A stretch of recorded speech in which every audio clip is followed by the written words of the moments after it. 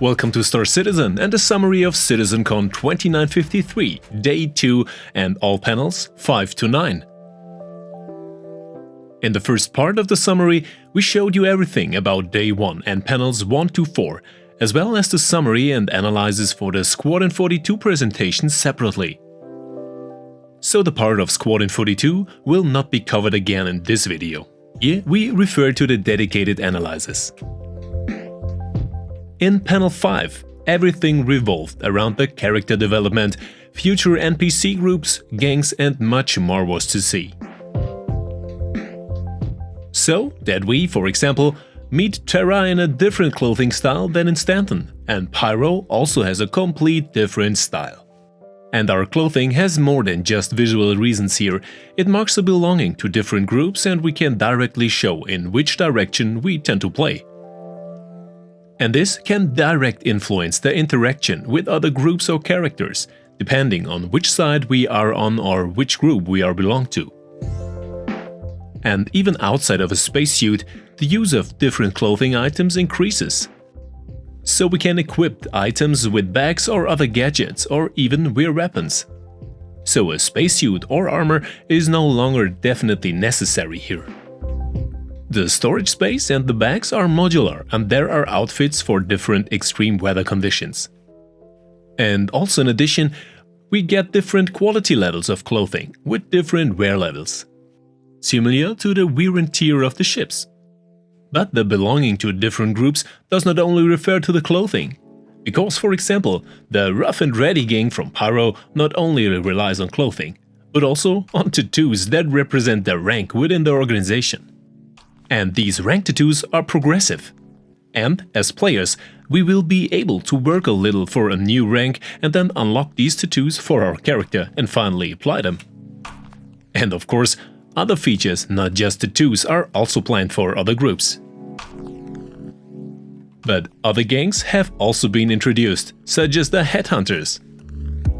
These make the impression of being directly from Mad Max and have much more detached look. So we can, as with the Ninetales so far, recognize relatively quickly which gang or faction belongs to an NPC or even a player, and whether it is more on the good side or the law on the other side. And also in this area we have seen various of the new shaders, which not only refer to sweat, blood or tears, but also to tattoos or dirt. And we met the Dusters a few years ago, already in an early version, in connection with a sandworm. And here was probably a Star Wars party. Because somehow these guys remind me of the Tusken Raiders. And with this faction we can read the rank sequence on their equipment. The more they wear and the better armored they are, the better they stand within the group. And we probably won't get up here by humanitarian work or friendliness. It was also noted that we can't take a seat in every pilot's seat when we will be fully armored, as announced earlier, but have to wear the right clothes. And also, dirt has not only visual reasons. On the one hand, NPCs and mission givers should be able to react accordingly and we may be spotted. And we also get sick with a strong pollution. And that is why we have showers on board in most ships.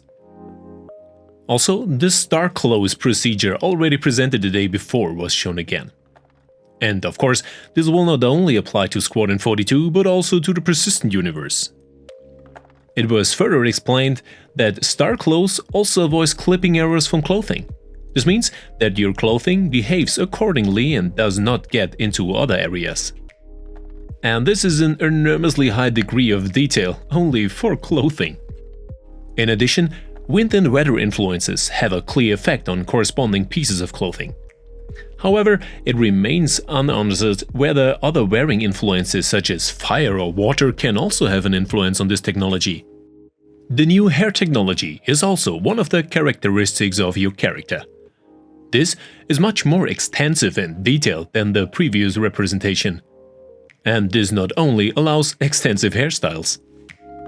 Because the hair technology is divided into different texture placements and shaders. This was mentioned in detail again how important hair tips are to achieve visually good results. With the future character editor, we will have comprehensive options for coloring different hair areas and different states.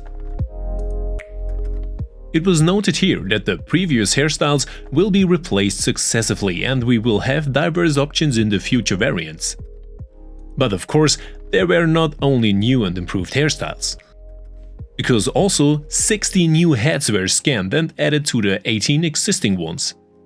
In addition, countless skin tone variants, makeup and eye versions. So there should really be something for every taste. The first release is for Squadron 42, but will also be available for the Persistent universe later. We were also able to take a look at the new character editor, which in addition to a male and female variant also includes all the new DNA head texture updates.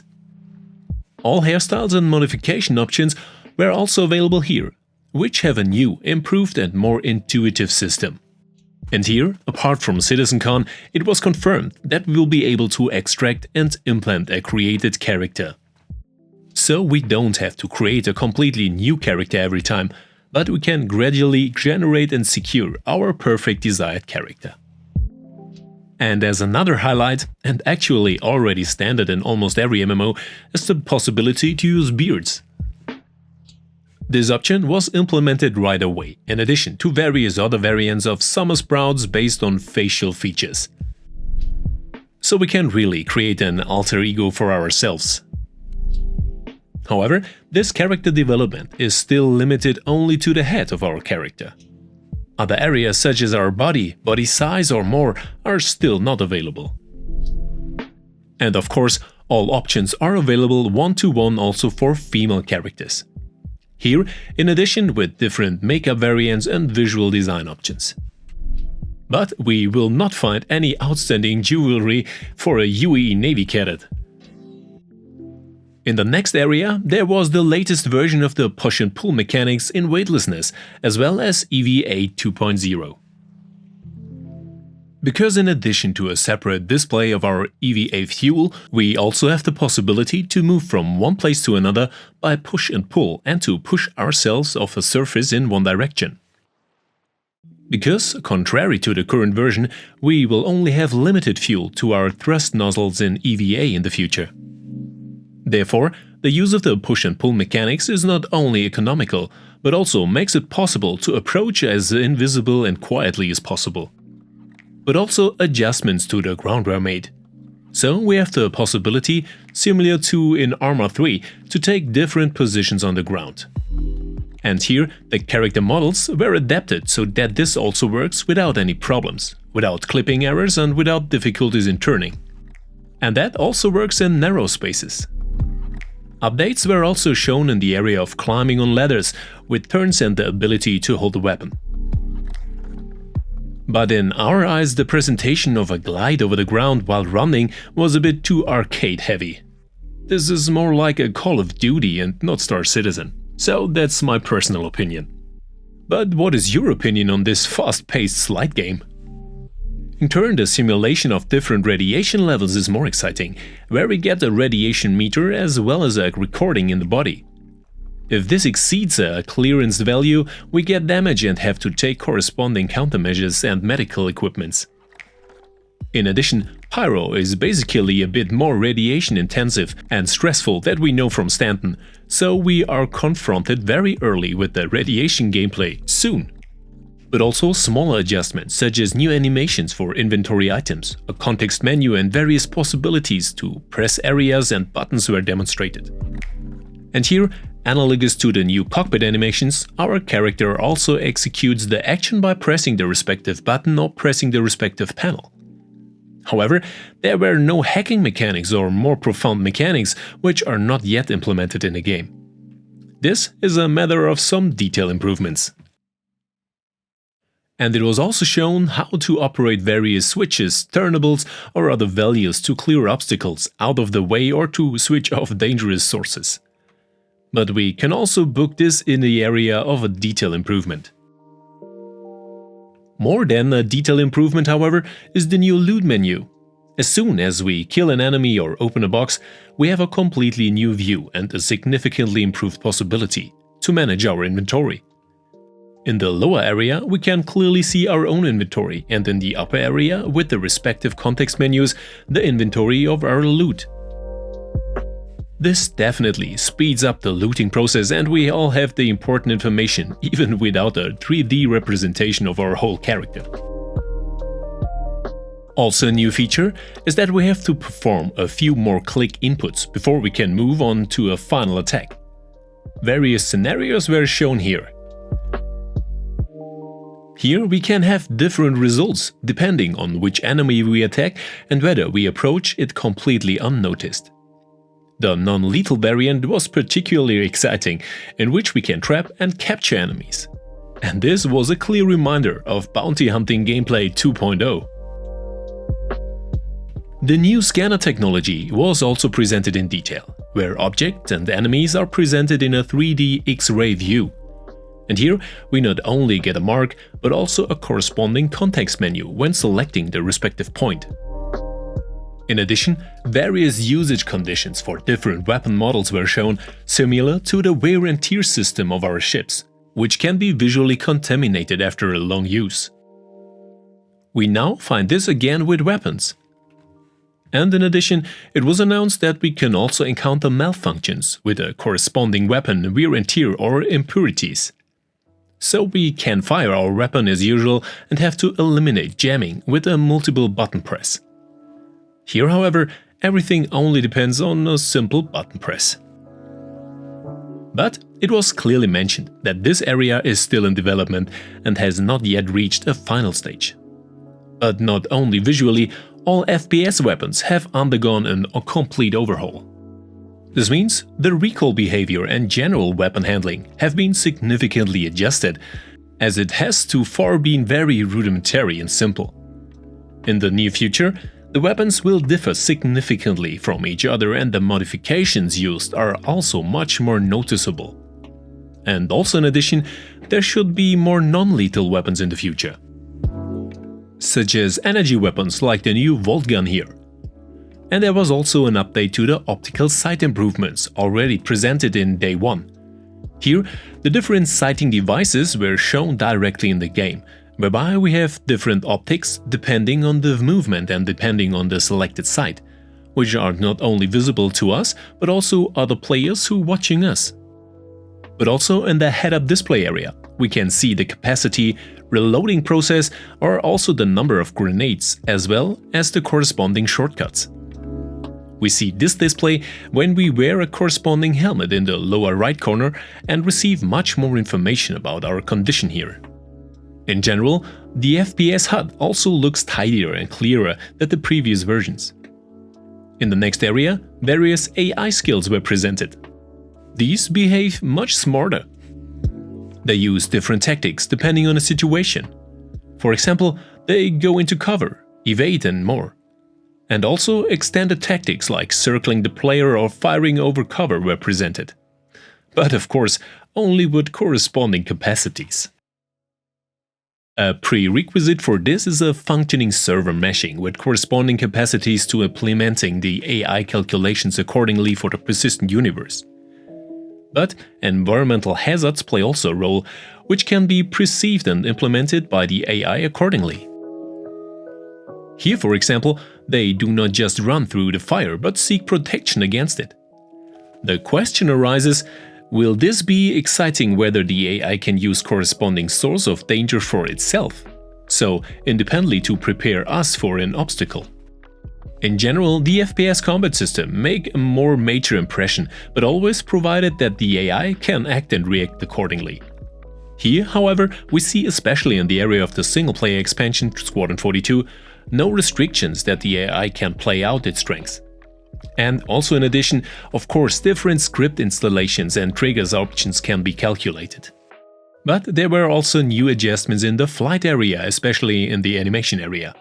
Here we see new entry animations as well as manual pressing of buttons.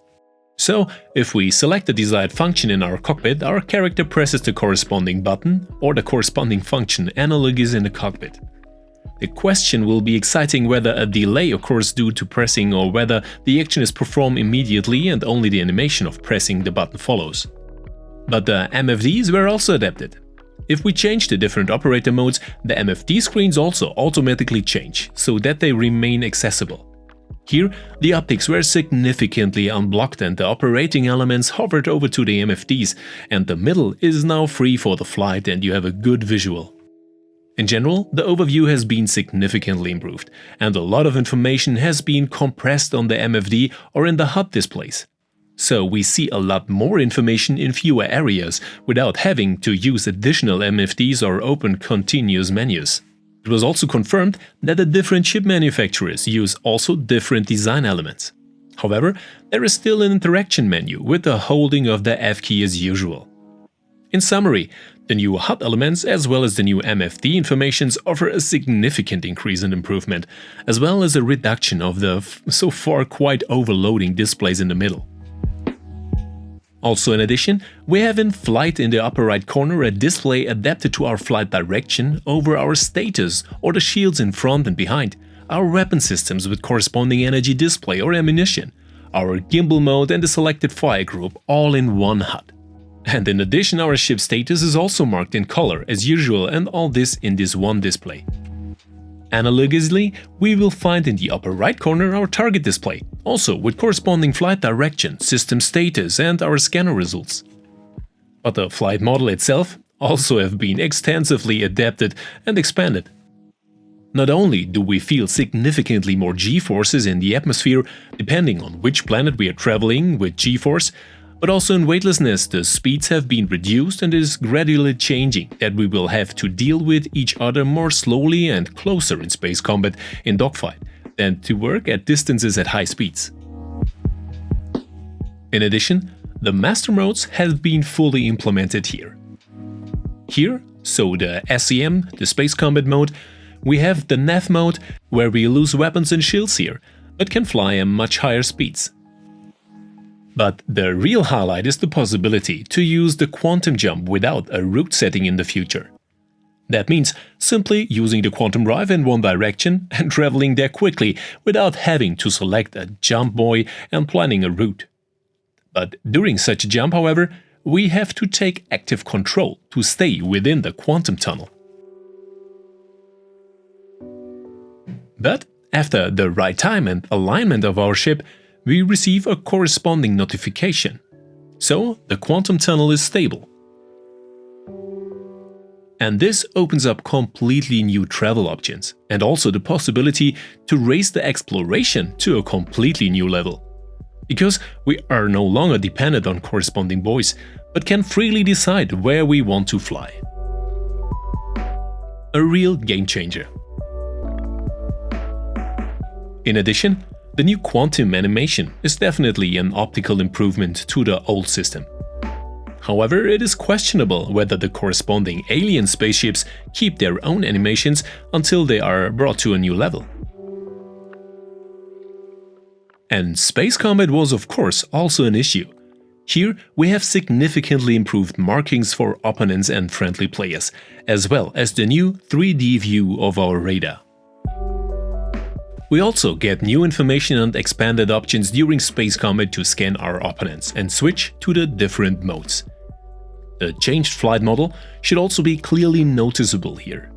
Here we are closer to the opponent and the speed in the SCM mode is significantly reduced. In addition, there is a new zoom function in which we can not only get more information and scanner results about our target, but also have the opportunity to better aim at individual areas and, so to speak, act as a small sniper. In the next panel, it's all about outposts and places we can visit. Here, the outposts should not be only good looking and worth a nice trip, but also represent different mission areas.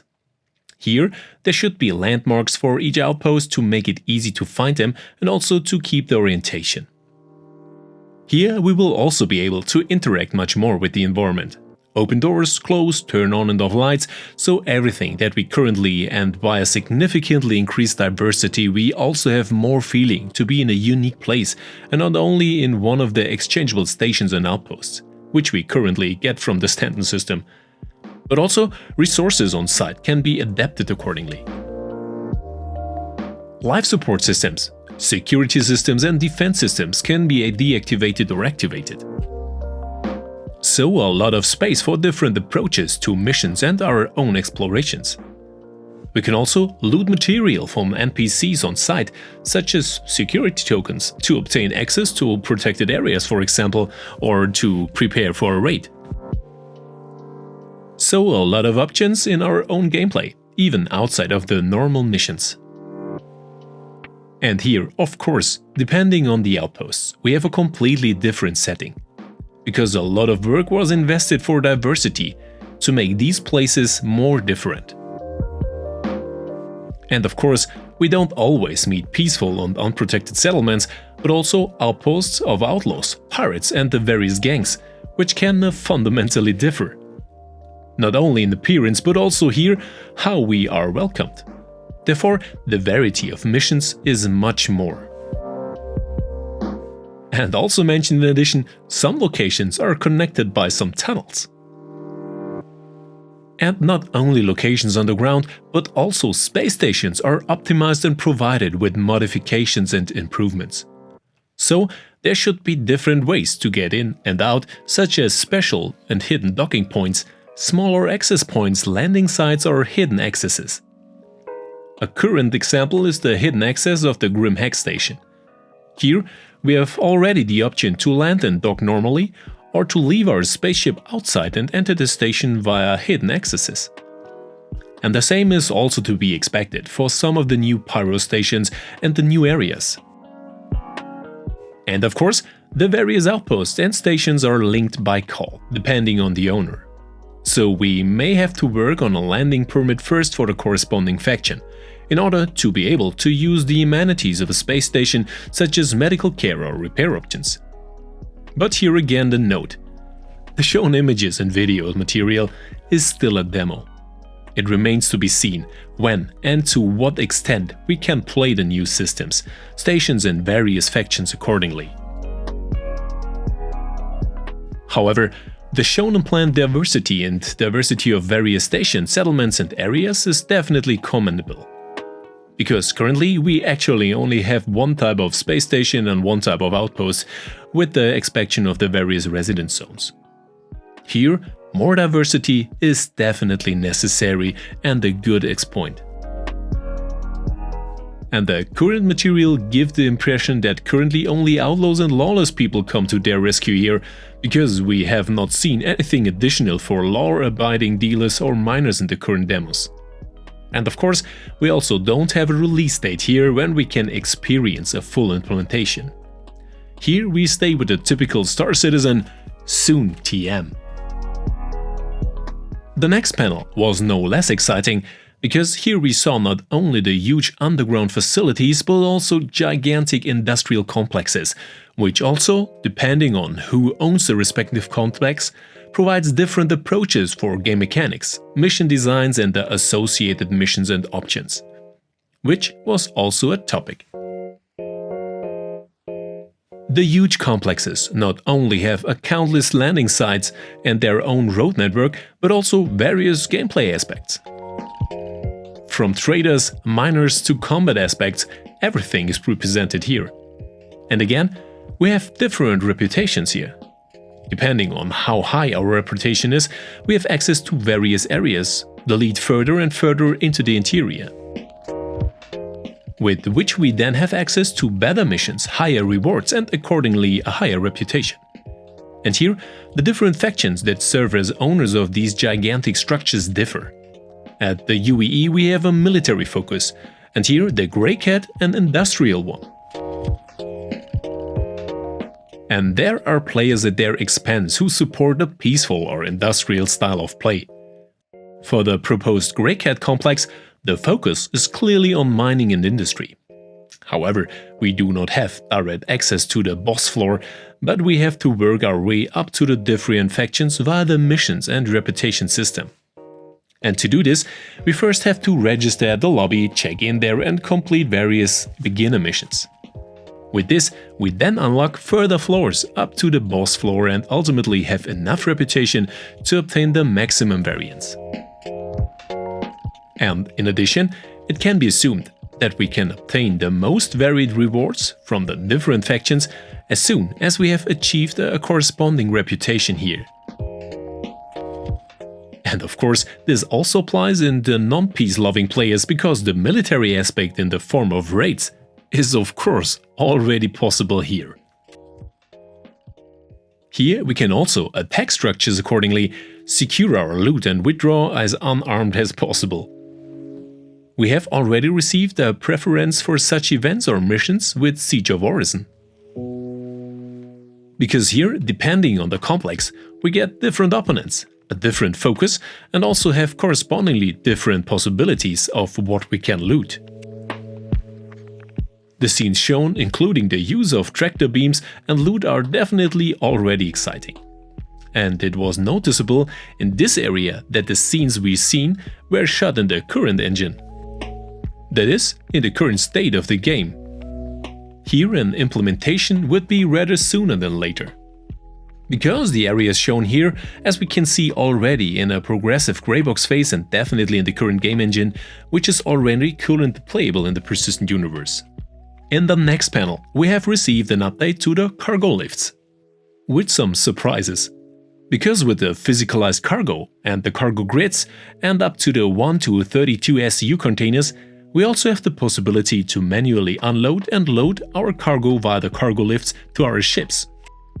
In doing so, we can not only resort to the conventional tractor beam, but also to various cargo trolleys, which we will also receive in connection with the cargo lifts.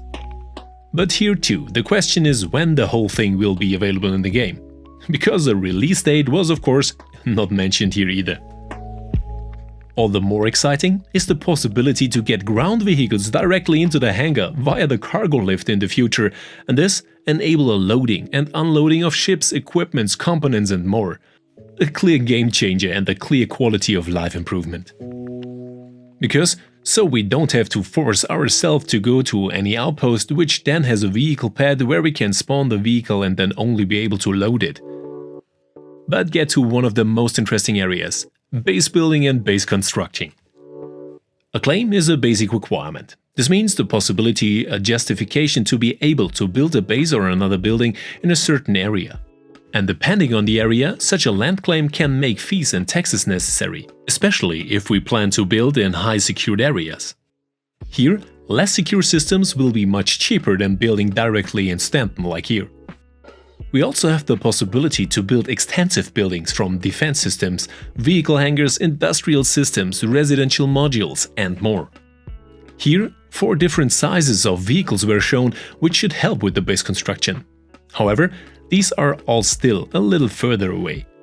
Much more exciting was a module for the RSI Galaxy, which, analogous to the Pioneer, will also receive a base building module on a smaller scale.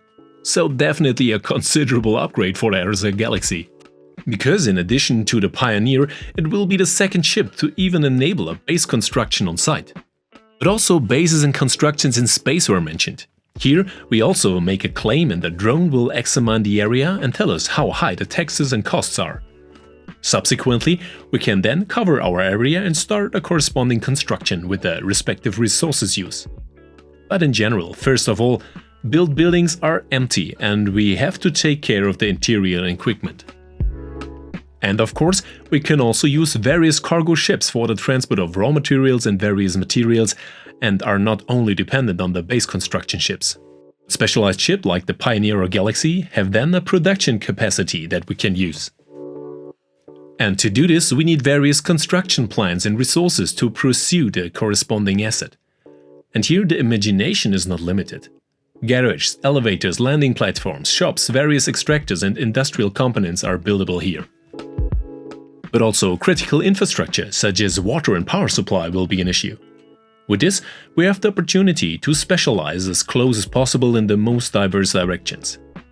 Whether we start a farming facility, plan a refinery or become a medical company. And we can also take care of our defense ourselves. Here too we have an enormous variety of options, whether we want to use FPS defenses, ground vehicle defense or defense against ships, all with gun turrets, shields and more combined.